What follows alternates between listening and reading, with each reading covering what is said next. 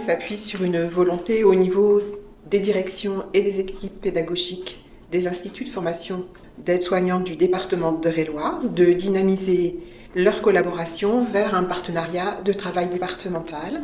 Ce projet a vu le jour et s'est mis en œuvre aussi puisque le Conseil régional demandait d'étendre l'ingénierie pédagogique de la formation ouverte à distance, mise en place sur l'Institut de formation des professions paramédicales de Dreux, qui avait développé un projet dans le cadre du Fonds régional d'innovation pédagogique.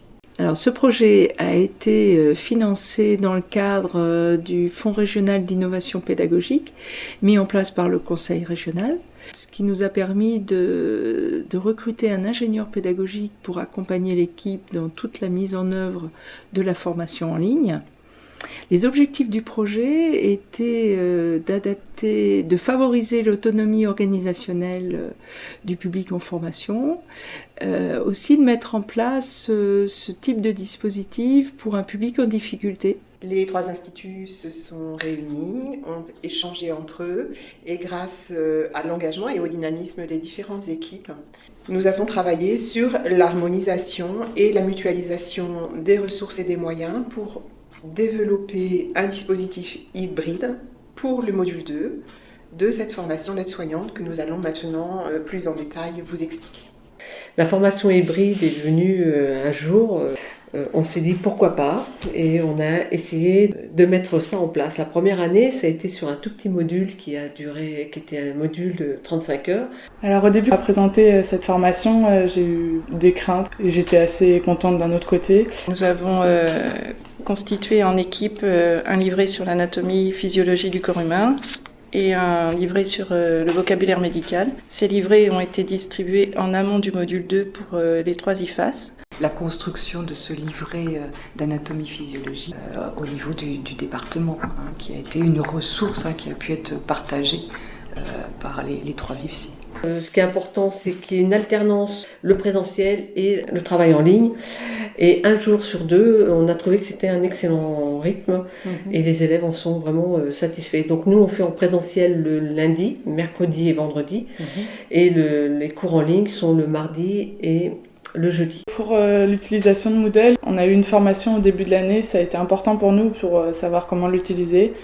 On a conçu un module spécial pour la découverte de la plateforme, que ce soit la découverte de l'outil livre, comment ils peuvent télécharger un document PDF, comment ils peuvent mettre sur la plateforme leurs réponses, que ce soit pour répondre à un devoir.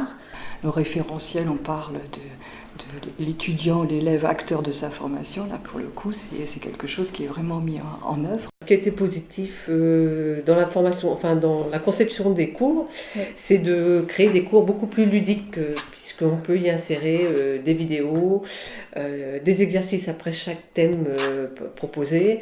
Et on a favorisé de couper le cours en plusieurs chapitres. Ça veut dire, on propose 3 chapitres. À la fin du 3e, on met un lien vers un exercice autocorrectif. On revient sur le 4e, 5e, 6e chapitre et après on les renvoie encore une fois sur un autre exercice autocorrectif qui reprend les derniers 3 chapitres qu'ils ont vus. Ça permet de redynamiser un petit peu les cours. De plus, ça permet aussi à l'élève de faire, d'évaluer son niveau même avant de lire le cours du formateur et de voir où il en est éventuellement. Ça peut être aussi une autre approche. Si on a pu arriver à ce type de construction, c'est aussi grâce aux ressources et à l'appui d'ingénieurs pédagogiques, ingénieurs pédagogiques de Dreux. Le fait de faire tous ces cours en ligne nous ont apporté aussi la nouvelle conception d'exercices, des exercices auto-correctifs et aussi un travail collaboratif avec les élèves à distance, via forum ou autres moyens de communication qui sont leur téléphone éventuellement. En termes de limites concernant les élèves aides-soignants, c'est le matériel informatique qui est à disposition chez eux, même si au sein de l'Institut, on leur propose un accès aux ordinateurs, un accès Internet à la plateforme au sein de l'Institut. Au niveau du format des fichiers, il a fallu quelquefois qu'ils téléchargent des logiciels pour pouvoir ouvrir les vidéos, ouvrir les fichiers et quelquefois aller jusqu'à investir dans du matériel informatique. Les inconvénients, c'est vrai qu'il ne faut pas de monde chez nous. Il faut être en général seul, c'est vrai que c'est plus facile pour faire les cours. Et il ne faut pas être perturbé par l'environnement, la télévision, le téléphone, les animaux, les enfants, pour ceux qui en ont. Ce qui a été compliqué pour les élèves, c'est d'être amenés à travailler avant que le cours soit dispensé soit à distance par le biais de la plateforme e-learning ou en présentiel. Nous avons un large public qui va de l'âge de 17 ans jusqu'à 54 ans cette année. Le bilan des modules, le bilan de stage, le bilan de formation se fait aussi par l'intermédiaire de la plateforme. Les élèves sont en présentiel, on essaie donc de remobiliser leurs connaissances, les connaissances qu'ils ont acquis lors des cours en ligne, avec un tableau blanc interactif. L'idée de cette activité collaborative, c'est de leur mettre en ligne sur la plateforme plusieurs questions et plusieurs cas cliniques. Ils travaillent à distance via le chat, ils constituent ensemble leurs réponses. Et comme c'est un travail de groupe, une seule personne pourra déposer le travail sur la plateforme. Voilà. Ce qu'on leur fait aussi, ce qu'on leur donne, c'est des situations cliniques. Ils travaillent en lien avec le cours et on corrige donc en présentiel.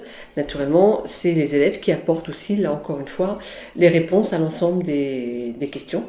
On a fait des adresses mail institutionnelles à tous les élèves et tous les étudiants infirmiers. Ça leur permet de se préparer à leur future vie professionnelle, de distinguer la vie professionnelle de la vie personnelle. Donc, dire qu'ils ont leurs notes personnelles, c'est-à-dire qu'ils savent d'une façon individuelle la note qu'ils ont obtenue, et ça c'est quelque chose qu'ils apprécient parce qu'avant ils étaient obligés de se déplacer pour venir voir les résultats. Sur la plateforme, on a mis un espace commun où ils peuvent trouver le planning de toutes les semaines. Ils peuvent trouver aussi des cours présentiels et leurs notes d'évaluation. Il y a aussi un deuxième espace, c'est l'espace guide élève Moodle. Cet espace, c'est pour la formation à l'utilisation de la plateforme. Donc les avantages au niveau économique, ça évite plusieurs déplacements dans la semaine. On va à l'IFSI que 3 fois par semaine au lieu de 2 fois. Ensuite, on peut aussi parler avec nos camarades en discussion. Donc si on a besoin d'aide, si on ne comprend pas quelque chose, on peut soit discuter avec nos camarades, soit avec les formateurs. On peut revenir plusieurs fois dans la journée selon si on est motivé ou pas. On peut retourner plusieurs fois sur ce qu'on a du mal à comprendre. Il a été mis en place depuis 2013, évalué, tant auprès des apprenants que des formateurs. Ça a mis en évidence au niveau des apprenants que c'était très apprécié parce que déjà elles pouvaient rester chez elles et aussi puisque les élèves pouvaient reprendre les cours autant de fois qu'ils le souhaitaient. Et donc l'apprentissage se faisait à leur rythme. Ça a été apprécié aussi de la part des formateurs parce que leurs compétences se sont diversifiées. C'est vraiment de nouvelles modalités au niveau de la dynamique pédagogique. Et en plus, ce qui a été aussi mis en évidence, c'est l'économie réalisée par ce dispositif, puisque sur une semaine de temps, 2 jours sont prévus à la maison. Et quand on compare entre la pédagogie traditionnelle et cette pédagogie, on a mis en évidence une économie du simple au double. Depuis 2014, nous l'avons mutualisé avec le département d'Eure-et-Loir, donc les IFSI de Chartres et Châteaudun.